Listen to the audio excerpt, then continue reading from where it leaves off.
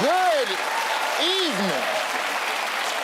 Good evening and welcome to Have I Got News for You. I'm Wood Jnr. and I usually host the American version of this show, but I'm here this week seeking asylum. In the news this week, outside of Wendy's in San Francisco, there's an embarrassing moment as two people realize they're both up for the same job.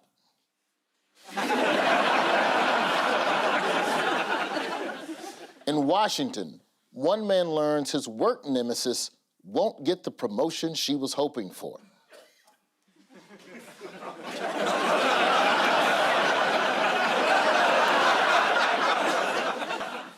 And at UK border checks, one American chicken importer denies their birds have been injected with steroids.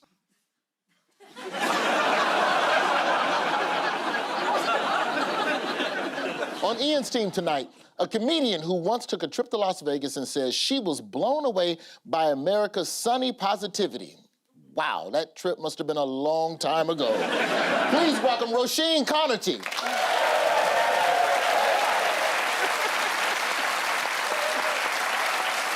On Paul's team tonight, an author and broadcaster who was awarded a world record for naming the most capital cities in a minute. Impressive. Most Americans wouldn't even know that England was the capital of London. Please welcome Richard Osman.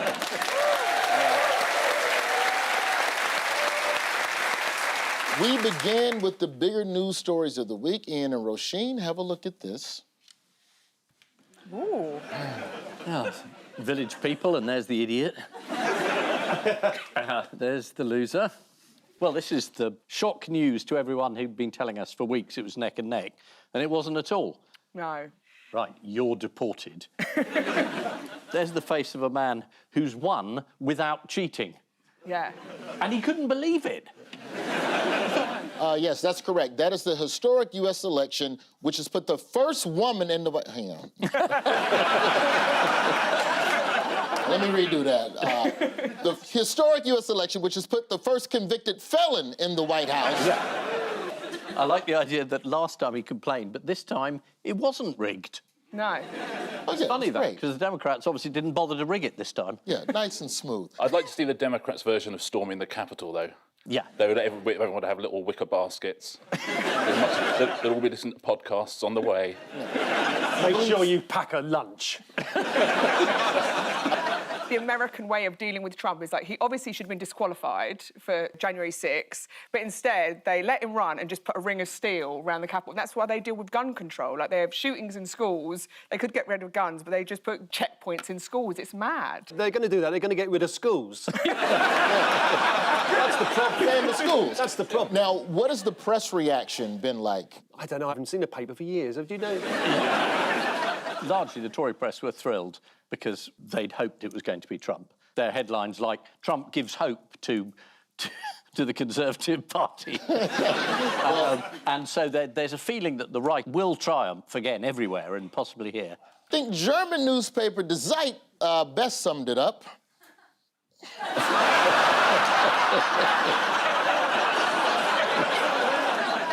Why do the polls always get it so wrong? It's not the polls that are the problem, it's the Americans, Roy.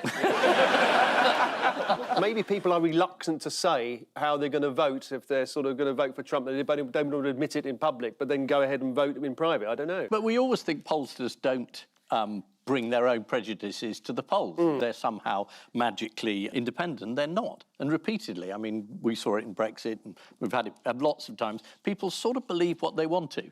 And who they asked as well, it's like who they... People keep saying shy fascists. And I don't know... Shy fascists? Yeah. Tiptoeing into Czechoslovakia. Look at me, I'm a shy fascist. A lot of people seem reluctant to admit they supported Trump. Even Republicans in the state of Georgia claim to not be that impressed with the candidate in the build-up to the election. Have a look at this. Who are you going to vote for? The right person.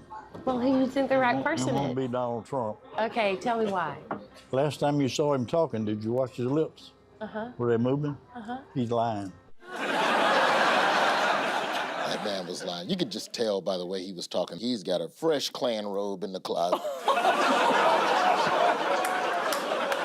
Neatly pressed. We've got slightly different libel laws over here.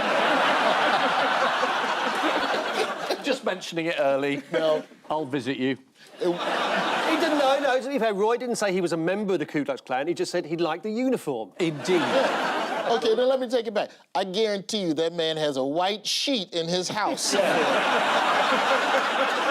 he may or may not wear at night to scare minorities. There was also a lot of political heroes in the American election. How did Peanut here become a symbol of Republican criticism of the government? I can guarantee you that squirrel got a white sheet in his closet. You can see it in his eyes. I don't like that hat. You're safe there.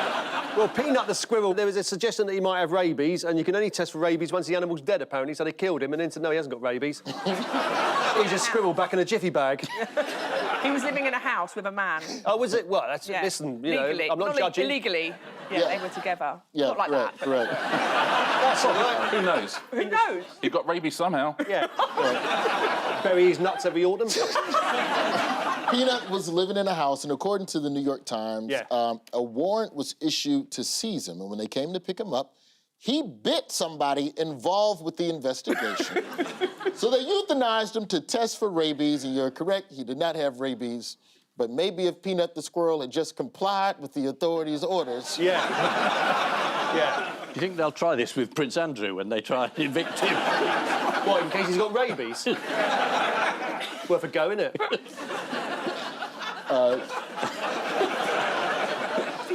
Trump won a huge share of independent voters. What is it about Trump that they like? The last question in all the rallies was, you know, would you like not to be poorer? And that's a fairly binary vote. And in the end, more people thought, yeah. It's always the question everywhere, isn't it? It's always either, are you poorer, are the dice loaded against you because of your next door neighbour, or are the dice loaded against you because of billionaires? And billionaires in the last few years have been very clever at saying it's your next door neighbour, and that's what Trump has cleverly done. But I think they made 64 billion, the 10 richest people in the world since he got elected. Just in one day, 64 billion. That's Elon Musk, that's Jeff Bezos, that's Gary Lineker, all of them.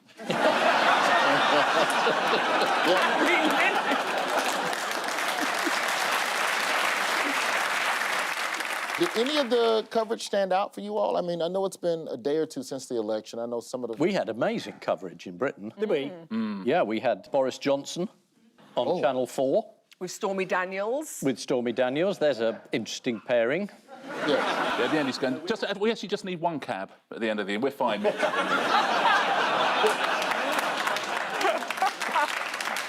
Here he is talking about an issue close to his heart. The lizard part, if you wanted Trump to win. Is the lizard part back this time round? Well, look, you know, as I say in my book, Unleashed. Stop it. No. Sit down. Enough. No. There's absolutely nothing you can do to stop it. It's a lie. Come on, it's so cheap. Put it away. Well, look, here we go. I mean, not the book, but I mean, you know. Here we go. Unfortunately. I'm a Library Club member. Wow. Oh, what a grubby little div. Oh, my God. I was literally just about to get mine, but I won't now. Amazon went big on their election show with Brian Williams. Have a look at what Amazon did. For the historic night, we have decided to put ourselves in the middle of America.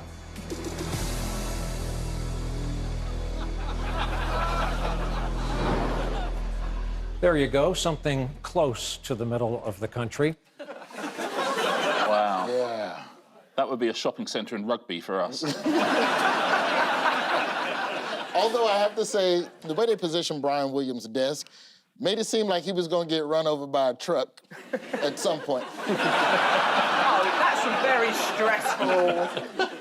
Why are you in the middle of the road, Brian Williams? With Trump's election, what's Keir Starmer rushed to do? Phoned him. Bring him up. Yeah, congratulate him. Well done. To make sure that we keep that special relationship going that only the British are aware of.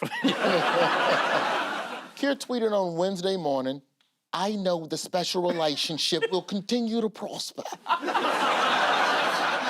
Has Dick Van Dyke come into the studio? I don't know about that sounded Australian, my bad. Good. He's in the room. Blimey, Mary Poppins. Here's Trump acknowledging that special relationship. He was the big winner of the last election in the UK, and he's a very spectacular man, very highly respected, Nigel Farage.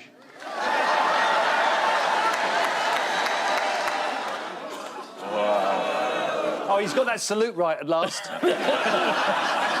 It's an amazing shot there of Clacton, isn't it? Who else had to eat some Trump humble pie after Election Day? Oh, my God. Oh, David Lammy. He said he was a fascist and he was... What else? Yeah. He used the words KKK about Yes, him. he did. That as well. Foreign Secretary David Lammy, who said, if Trump comes to the UK, I will be out protesting in the streets. He's a racist, KKK, and Nazi sympathizer. Wait, I'm sorry, that's from 2017. Let me find the one. Here's what he said this week. Congratulations to Donald Trump on your victory. We look forward to working with you and J.D. Vance. Now, see, that's where you go too far. Nobody's looking forward to working with J.D. Vance. Now, who from the UK did have strong words for Trump? Liz Truss? No, not Liz. Who's that? No, I don't know. Google her. It was Lib Dem leader Ed Davey who said, this is a dark, dark day for people around the globe. The world's largest economy and most powerful military will be led by a dangerous, destructive demagogue. Davey completed the statement, then inflated his rubber ring and jumped down a water slide. Roy, do you understand that punchline? Oh, or did you just trust They showed me the picture of him. Good. And I'm like, that is a policymaker? I mean, yeah. Okay. Incidentally, what did Putin release this week? A fragrance? Elon's Musk. Elon's Musk, that's a good one. Yeah, I like that one. It's called Crimea River. Oh, that's very good. Oh, very nice. Took me a minute. We should brainstorm perfume. Yeah, absolutely. What are we doing here? Well, you know the phone's listening to us. Stop giving away the money for free. Right. Roy, not only is a phone listening to us, we are literally on television.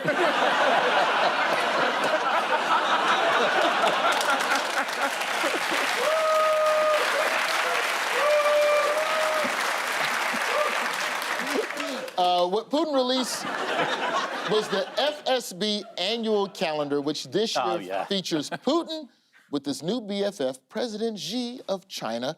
Here they are on the calendar. I don't know if you heard that, but when you said it, Ian went, oh, yeah. Like, it was something that you were anticipating. The Putin calendar is usually topless. Oh, it's a shame. Yeah, and I was hoping, but it... Oh, you was hoping like the topless on a horse and not the Vin Diesel Fast and Furious? Yeah. Wow. This is the happy news that Donald Trump has accepted the election result. It's estimated that Trump's mass deportation plans could cost around $88 billion, which is still less than what the Democrats spent on booking Beyonce. During his campaign, Trump repeatedly announced his intention to fight what he described as the enemy within, which in his case is cholesterol. Paul and Richard, take a look at this. Yeah. Is this Kemi Badenoch? She's become the new Tory leader, and she was on the Laura Kunsberg show, and she was being questioned, and she said, I'm not here to win a popularity contest. Which seems to be misjudging the job position that she's going to be fighting for in a few years. Yeah, so she's the new leader of the Conservative Party. Kemi beat her rival, Wood Jnr, by 10,000 votes in the election. Now, how did she beat him? Well, Wood Jnr is like... boring? Yeah, when he's on TV, I always have to check with someone to make sure they're also seeing him. It was like running against a mist. Yes. Essentially. I think that dead squirrel might have beaten him. Well, nonetheless, his wife was there at the count to support her losing-ass husband, and to also supportingly applaud the winner. Take a look.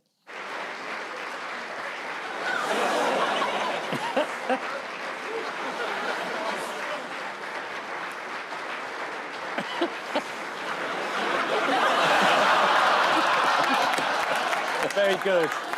Now, I don't want to get sued because of your laws over here, but is it polite to guess what drug somebody are on? No, that's all right, you can guess. Yeah, no, you can do that, and then we will come and visit you. Yeah.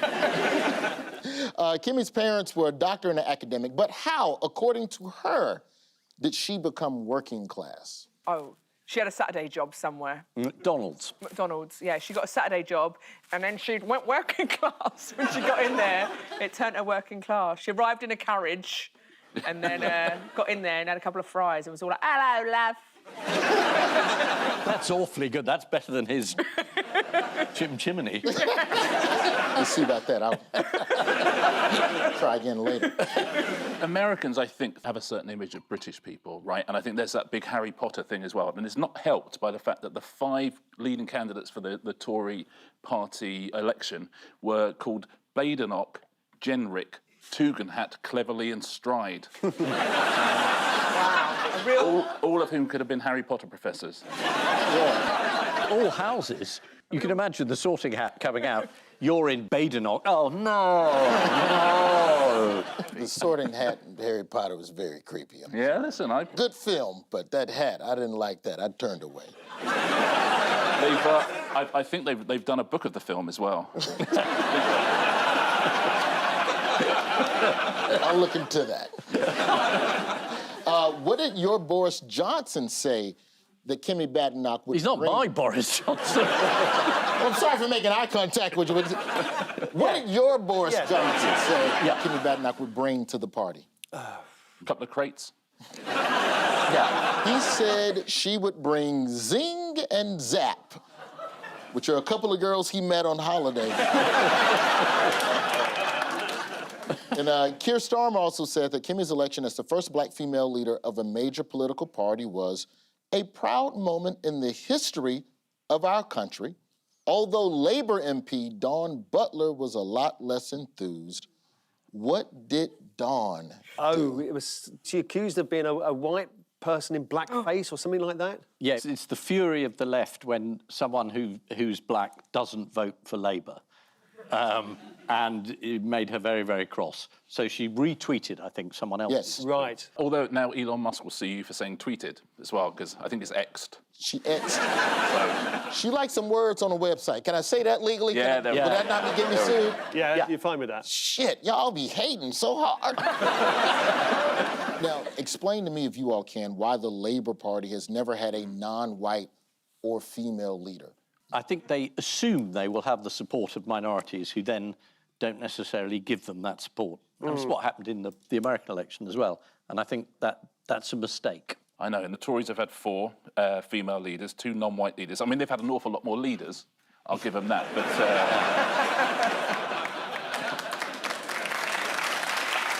but it does seem suspicious. What do people say is Kimmy Badenoch's flaw?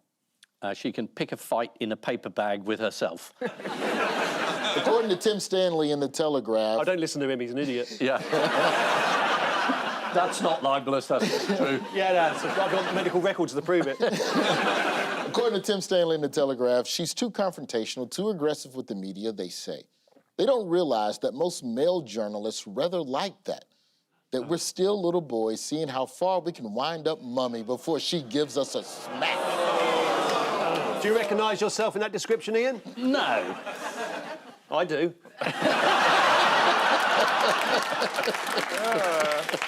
Y'all freaky as hell up here. Okay. Now, some news about appalling standards of behaviour in your House of Commons. Yes. What did Labour MP Steve Witherden do in the chamber to earn a public reprimand? Oh, he didn't, did he? Oh. No, he drank some milk. Out of what? Out of a cow. According to the Mail on Sunday, he was spotted taking a swig from a milk carton by Tory frontbenchers who tipped off the deputy speaker to remind him of the no food or drink rule in the chamber. His rejoinder was that he would not be ashamed of supporting British dairy farmers unlike the last Tory government. Thing.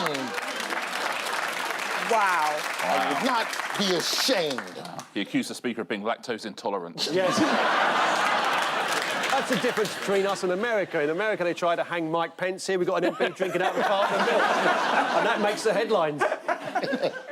This is Kimmy Badenoch becoming leader of the Conservative Party. According to The Times, Kimmy Badenoch is the 4th female Tory leader after Margaret Thatcher, Theresa May, and Liz Truss. So whatever she does, she can't ever be the worst. Kimmy Badenoch's first government role was when Boris Johnson made her Junior Minister for Children and Families.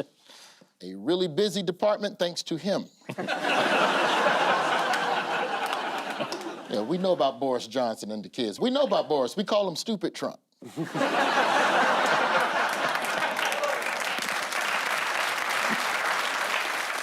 And so to round two, and because I love your quaint little country with its amusing local stories, it's time for the tiny island of news. Fingers on buzzers, teams.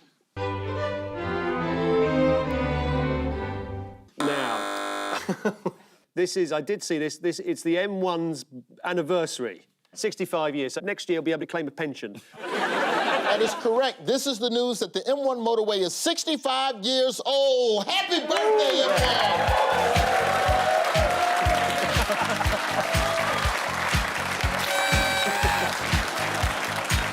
Yeah! Celebrating the birthday of a road. Y'all remember where you were in 1959 when the old M1 got laid out? Ian, where were you in 59? I wasn't born. If you say so. If it's 65, they should let buses use it for free. How did they celebrate the birth of this road in 1959? I think the Queen opened it, didn't she? Yes, in 59. yes. I seem to remember Pathé black and white imagery of sort of, and here's the Queen opening up the M1, which promises to get people from London to Leeds in no time at all. Something like that. Pretty good. That's how you do the accent. Yeah. That's how you do it. And here comes Mary Poppins on a broomstick. Now, that was 1959. Yes. How has the M1 changed since it opened 65 years ago? Extra lanes. Got more conservative. Yeah. It used to have a 24-hour restaurant at Watford Gap Services, which used to get so rowdy with touring pop stars like the Beatles and the Rolling Stones that Jimi Hendrix mistook it for a nightclub. Here's the Watford Gap. Here's a picture. To be fair, I think Jimi Hendrix mistook a lot of things for a nightclub. Yeah. Would you all like to see one of the original adverts? For Yes, please. Oh, yes. The London-Birmingham motorway, first of its kind in Britain, will open for traffic on November the 2nd, barring unforeseen delays. Its many wonders include, near Luton, a high retaining wall 16 feet wide at the base. A 16-foot retaining wall outside Luton. Yeah, bitch, we got a road. All right, while we're on the subject of roads, we're gonna play a game called Name That Road. Oh, fantastic. Are you ready? Yeah, absolutely. Okay, here's your first one. Which road links Caththorpe Interchange in Leicestershire with the Port of Felix... What the fuck? With the Port of Felixstowe in Suffolk. Sorry, can you say that again? Yeah, so we were distracted by someone walking out at the thought of a road. Yeah. Right, you're taking the piss out of the M1. I'm off. Yep. Okay. Americans coming over here, knocking our road. I'm off. Tried to say those cities as best I could. Yeah. Say them again, Roy, but maybe use our accent. Imagine Dick Van Dyke were here. Okay, here's your first one. Which road links the Caththorpe Interchange in Leicestershire with the Port of Felixstowe in Suffolk?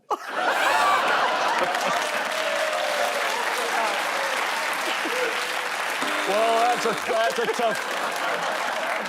a tough question there, Roy. I've got no idea. You better tell us. It's the A14. God, I love that road. That's my favorite road. Next road. Next road. It begins just outside Bedford and passes Hinton in the Hedges and Flyford Flavel and it's way to Upton Snodsbury near Worcester. So what words are y'all putting? These are not real places. Y'all are just putting... I've never heard of them. You are just putting British syllables together. Yeah.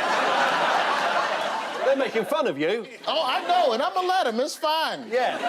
We gave y'all Trump for the next 4 years. Yeah. I gotta do something. Can I take a look at that one? Yeah, take a look at that one. Give me a shot. This one. He fell for it. Yeah. I think it's the A422. Yeah.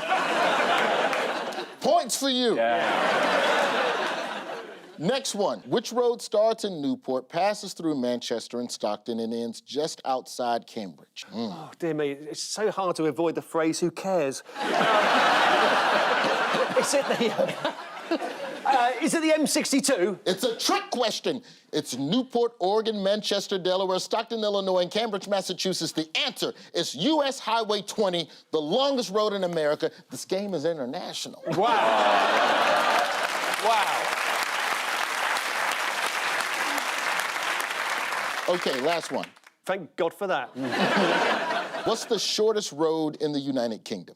It's only about 10 foot long, and I can't remember what it is. Close. It's Ebenezer Place in Wick in northern Scotland, which measures 6 feet 9 inches. Just picture, Richard. Oh. How tall are you, Richard?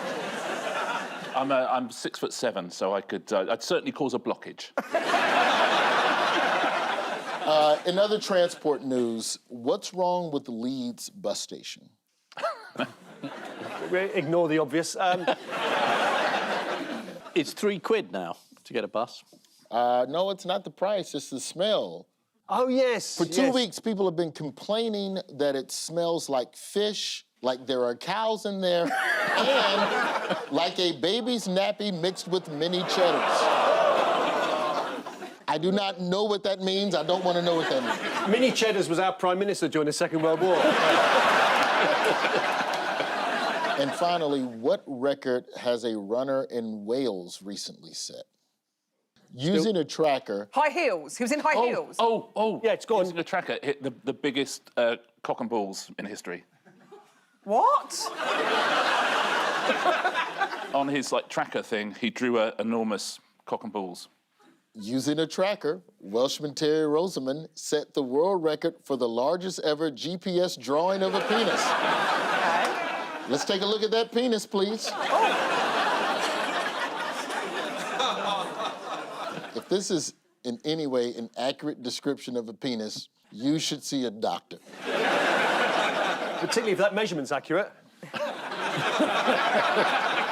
This is the news that Britain's oldest motorway, the M1, is 65 years old. According to BBC News, the toilets at the M1's Watford Gap services once attracted the likes of the Beatles, Jimi Hendrix, and the Rolling Stones. I wonder whatever could have attracted them. The excellent plumbing, maybe, or the lockable door and the readily available flat surfaces. We'll never know.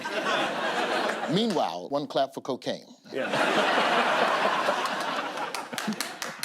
Okay. Sorry, are we putting in an order? Do you want some, Ian? No, 2 for snuff. 2 for snuff. Whenever I see you clap now, I'm going to think, oh, Ian's on the snuff. Meanwhile, Leeds bus station has been plagued by a mysterious stench. One passenger who had just arrived there from London said, "I was confused because I've never smelt anything like that." And he just spent 5 hours on a megabus. Fingers on buzzers, teams.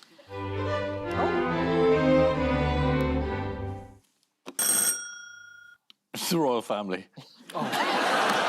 It was on the tip of my tongue. Yeah. This is the story that the King and the Prince of Wales both received large amounts of money through their holdings in the Duchy of Lancaster and the Duchy of Cornwall. They own vast amounts of the country, and lots of people pay rent, but no one knew that it was people like hospitals and schools and the army. And this wasn't very popular.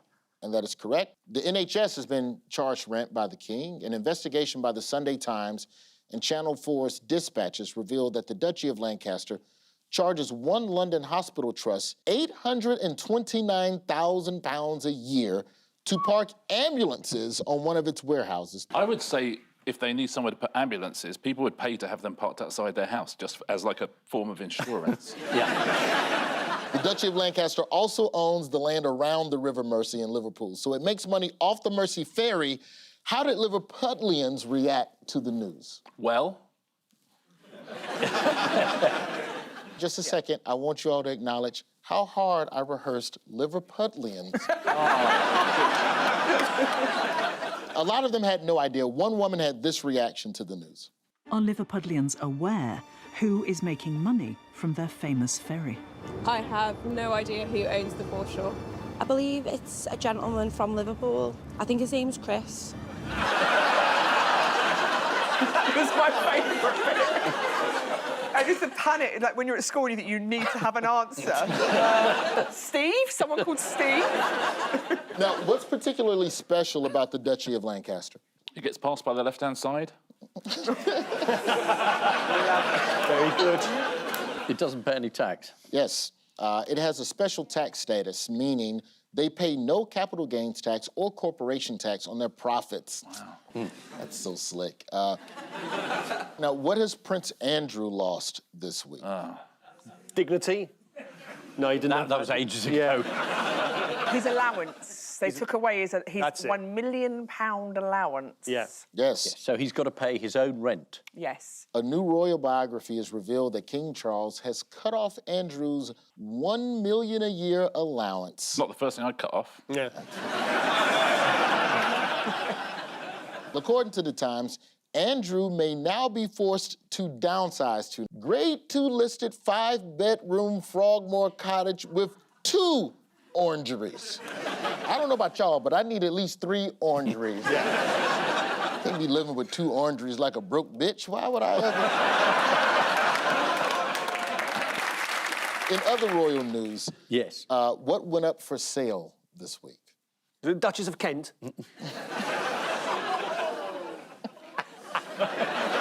Did you want to bid? A slice of Queen Elizabeth and Prince Philip's wedding cake that was found under a bed in a suitcase 77 years after the wedding has sold at auction for £2,200. Would you like to see it? Yeah. I wouldn't like to eat it. But... Yes. Here's a picture of the fruitcake holding the slice of wedding cake.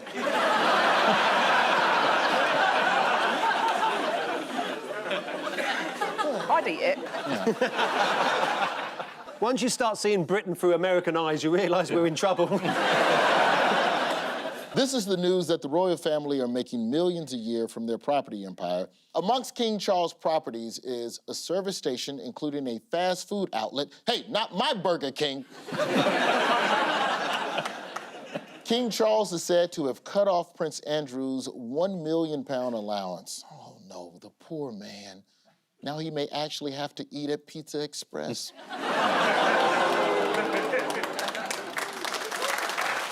Time now for the odd one out round. Just one between you this week. They are crows, Sisyphus, a train driver, and a monkey with a keyboard. Oh. I don't know, I just like the crows. The one on the right's brilliant, isn't it? Yeah. You want some, mate? Yeah, you want some. Yeah. Leave it out. Yeah. This seems to be a programme dedicated to authentic Cockney accents. Yeah. Is it repeating an action endlessly? Sisyphus had to roll this boulder up to the top of the hill. Yeah. What's the monkey doing? Sending emails. I'm out of the office. I don't work Tuesdays. Crows. They do the same thing a lot, don't they? He's not going anywhere with this. He really is. OK, I'll give him the benefit of the doubt. We've got guests. Yeah, we've got guests. What sort of impression does it give of our country? We don't know. You better tell us. Yeah. Well, so his thing is non-stop. He never stops pushing the thing up the hill. Yeah. Monkeys can write the works of Shakespeare if there's infinite monkeys. Given enough time, yeah. Crows. Yeah. Crows hold a grudge. Yeah, they do. Like 17 years. Yeah. And so do train drivers. Yeah. And so do train drivers. So the odd one out is the crows. Yeah, definitely. Yeah, it's the crows. Yeah, of course it's the crows. They're all involved in something potentially endless, apart from the crows, who can only hold a grudge for 17 years.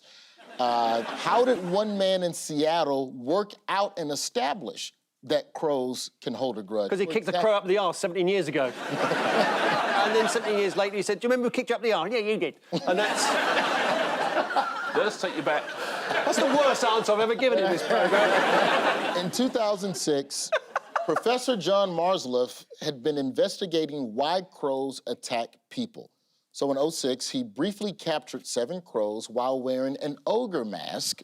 Oh. Here he is in the mask. This is the mask he was wearing. Is that a mask, or is that man just British? Like, what's up with the teeth? He then went back periodically to the same site to visit the crows while wearing the mask. The crows noticed and remembered him and cawed aggressively in his direction until this September, exactly 17 years later, when they finally forgave him and the cawing stopped. And this guy you say is a professor? Yeah. Yes. And they weren't even the same crows. Ian, what's the deal with Sisyphus? You can get ointment for it. He was sentenced to this endless torment because he treated guests very badly by sort of murdering them a lot. Yeah, he was a king who killed his guests to show how powerful he was and was punished for eternity for violating the sacred laws of hospitality. Travel lodge, you have been warned.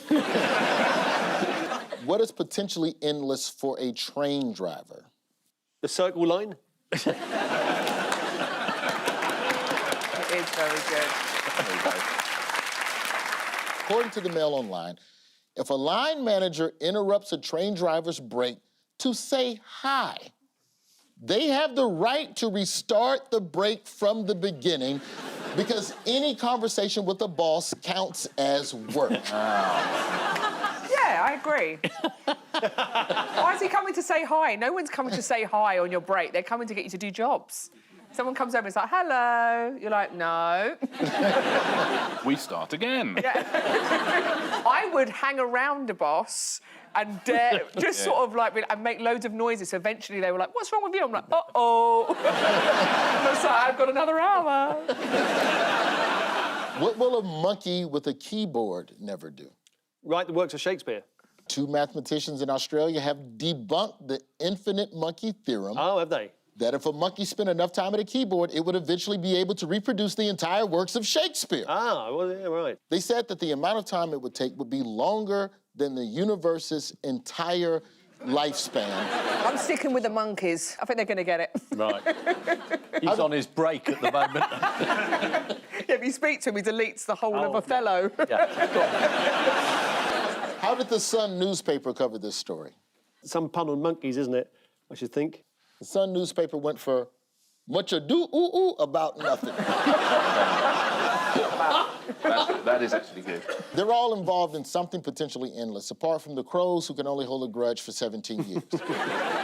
According to a new deal signed by Britain's train drivers, their lunch hour can be restarted if a manager even stops to say hello. In theory, a lunch break could go on for 3 or 4 hours. That's unworkable, said French train drivers. That's barely enough time to let the wine breathe.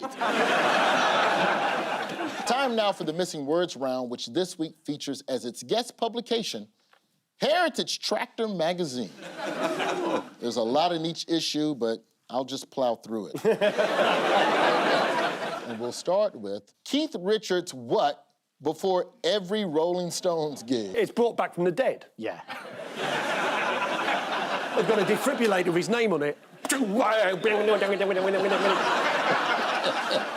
Start me up. Yeah, yeah.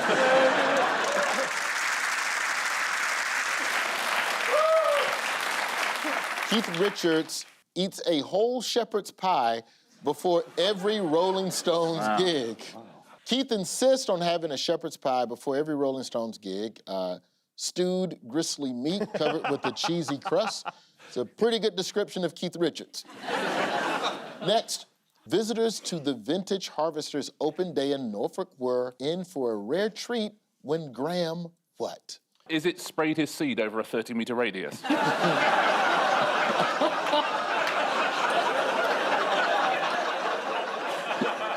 While rotating.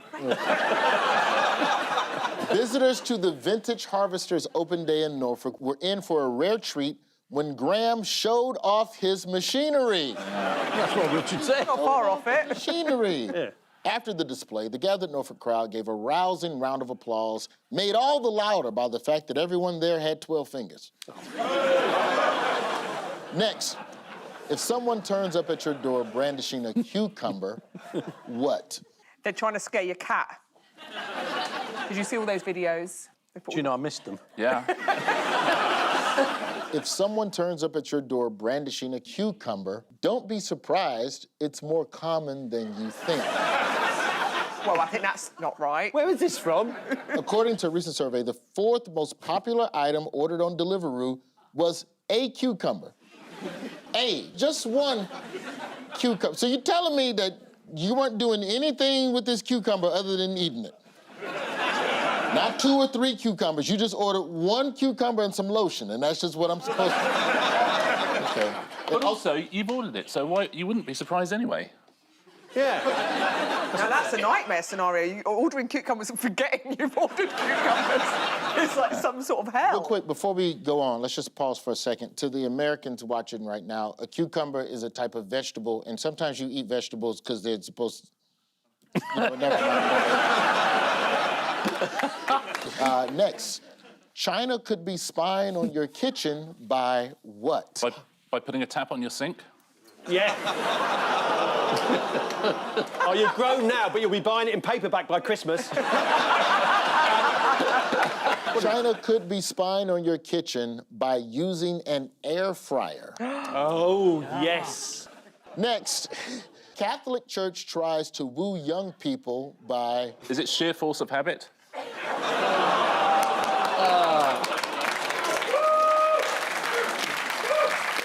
Catholic Church tries to woo young people by saying, do you want to see some puppies? Catholic Church tries to woo young people by introducing new mascot. Isn't Jesus enough? Lastly, ask any American for a British stereotype and they'll say what? A fondness for democracy. Ask any American for a British stereotype and they'll say horrible teeth. What are you saying, Roy? We'll ask you. We say the food. The food? Yeah. It's bad. Chips, fish and chips. Here's the thing. Yeah. I'm not going to say that British food is bad. I will say it does not photograph well. I would agree. That's the problem. So the final scores are Ian and Roisin have 4 points, and Paul and Richard have 7 points. Sorry about that. But before we go, there's just time for the caption competition. God. I can only think of a pun. Whenever I do a pun, Richard, whenever I do a pun, the audience just groan. I think go for it. You can do it. My head feels a little sore.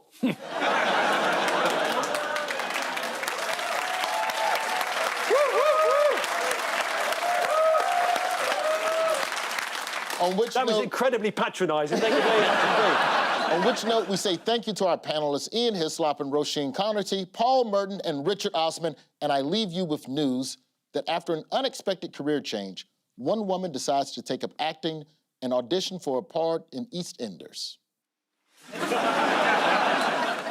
At an election victory party in Florida, one intern manages to slip away from an awkward situation at the last minute.